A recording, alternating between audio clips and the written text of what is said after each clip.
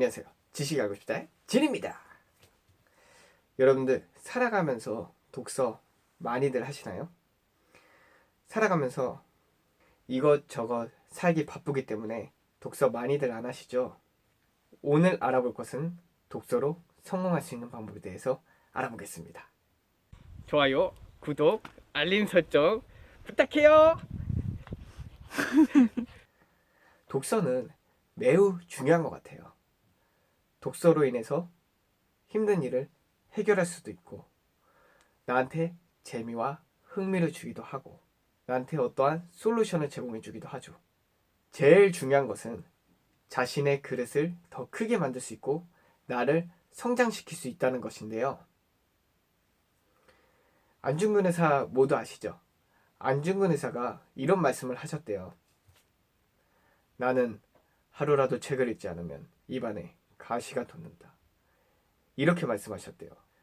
이 말은 책으로 배우지 않으면 이렇게 급격하게 변하는 시기에 우리는 점점 뒤처진다는 것을 얘기하고 있는 것 같습니다. 그리고 배움이란 책에만 국한된 것은 아닌데요. 좋은 스승한테 배우는 방법도 있어요.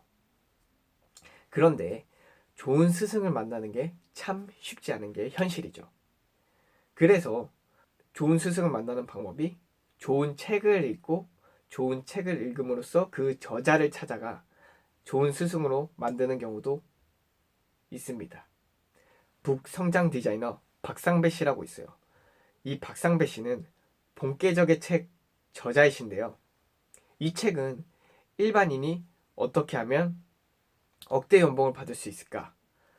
그리고 책을 얼마나 효율적으로 보고 이 책에 있는 것을 어떻게 하면은 더 나의 삶에 적용해서 살아갈 수 있을까? 이런 거를 적용한 책입니다. 이 책을 읽어보면 박상배 씨도 순탄한 인생을 살진 않으셨는데요. 어느 날 스산한 기운이 드는 밤에 한강에서 한강물을 쳐다보며 뛰어내릴 생각을 하고 있었다고 합니다. 그 이유는 살아가는 게 너무 힘들고 버티기가 너무 힘들어서 그렇다고 하는데요. 토끼 같은 아내와 결혼해서 사랑스러운 딸까지 나왔는데 이 딸이 옹알이도 몸을 뒤집지도 못하더랍니다. 그래서 박상배 씨가 너무 급한 나머지 병원에 가서 진료를 받게 되는데 딸은 뇌성마비 1급 판정을 받게 됩니다. 박상배 씨는 아이의 치료비가 너무 많이 나오기 때문에 이 치료비를 벌기 위해서 안경원에서 일하였는데요. 안경원에서 일해서 번 돈으로 치료비를 감당할 수 없었기 때문에 주식 투자까지 공부를 죽어라 해서 아이의 치료비를 열심히 벌었다고 합니다. 그런데 어느 날 회사에서 해외 연수를 갔다 오라 그러고 해외 연수를 가는 동안 자기가 죽어라 열심히 해서 만들어 놓은 주식을 가장 친한 친구한테 맡기고 가게 되는데요. 이때 친한 친구한테 잘 봐달라고 심심당부를 하고 갑니다. 하지만 박상배 씨가 다시 한국에 돌아왔을 땐 이 친구를 두 번 다시 만날 수 없게 됩니다. 그 이유는 이 친구는 박상배 씨가 열심히 읽어놓은 이 주식 계좌의 돈을 모조리 꺼내서 도망갔기 때문이죠. 이렇게 박상배 씨는 엄청나게 큰 빚만 남게 되고요. 더 이상 희망이 없다고 생각한 박상배 씨는 한강 다리 위에 서 있는 자신을 발견하게 됩니다. 그리고 서서히 몸을 움직이는 일촉즉발의 순간에 갑자기 정적을 깨는 소리가 띠링 하고 울리게 됩니다. 울린 알람 소리를 듣고 핸드폰을 꺼내 손에 들게 되는데 이 손에 든 핸드폰에는 아내한테 온 문자 메시지 한 통이 있었다고 합니다.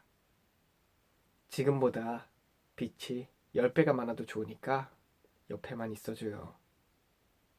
이 문자를 보고 박상배 씨는 뜨거운 눈물을 흘리며 다시 열심히 살아봐야겠다. 이런 다짐을 하게 되는데요. 하지만 사람이 다짐만으로 이루어지진 않잖아요.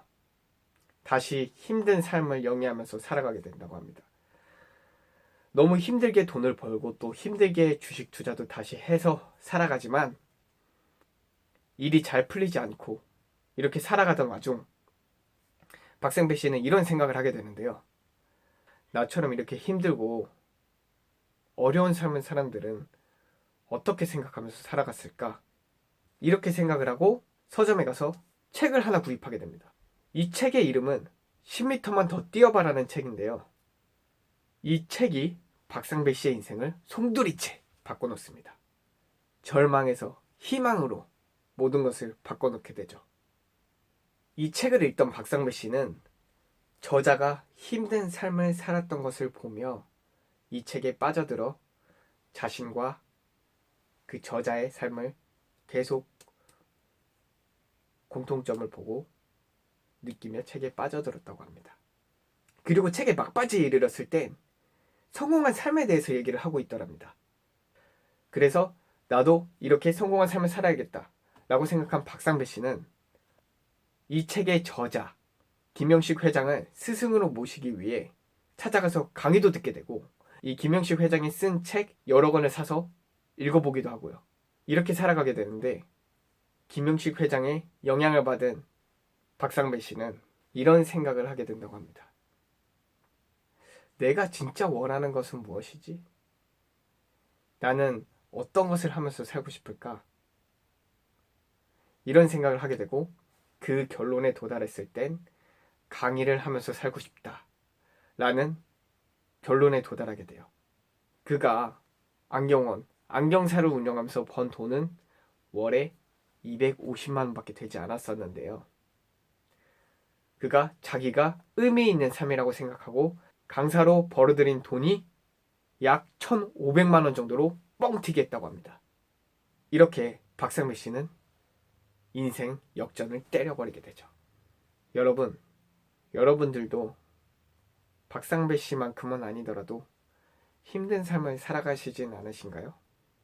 항상 같은 일을 하고 월급은 항상 부족하고 내가 어떻게 살아가야 되나 싶고 이게 나에게 맞는 일인가 싶고 이렇게 생각하고 살아가시진 않으신가요? 저도 책을 읽기 전까진 똑같았어요.